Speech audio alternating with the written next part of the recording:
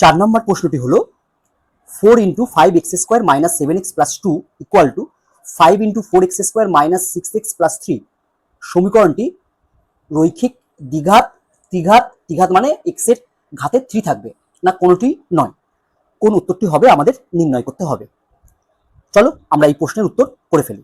আমরা প্রথমে এই সমীকরণটিকে সমাধান করব, অর্থাৎ সিম্পলিফাই করব, দিয়ে দেখব সবার শেষে আমরা কি ধরনের সমীকরণ পাই।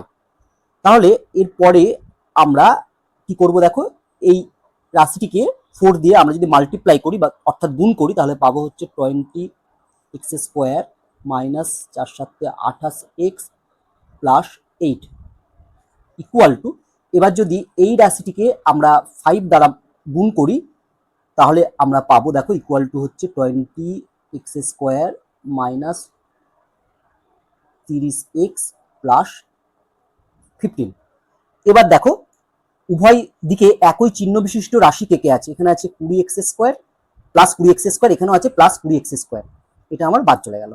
নেক্সট লাইনে আমি লিখছি দিস ইমপ্লাইজ, আমার বাঁ দিকে আছে -28x, ডান দিক থেকে -30x কে বাঁ দিকে আনলে -30x টি +30x হয়ে গেল। এবার দেখো বাঁ দিকে আছে আমার +8, ডান দিক থেকে +15 কে আমি যদি বাঁ দিকে আনি তাহলে হবে হচ্ছে -15 = 0।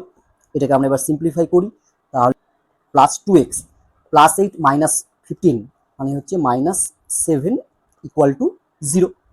দেখো ফাইনালি আমরা যে সমীকরণটি পেলাম সেখানে দেখতে পাচ্ছি চলরাশি x এর ঘাত বা পাওয়ারে কিছুই নেই, মানে কত আছে, 1 আছে।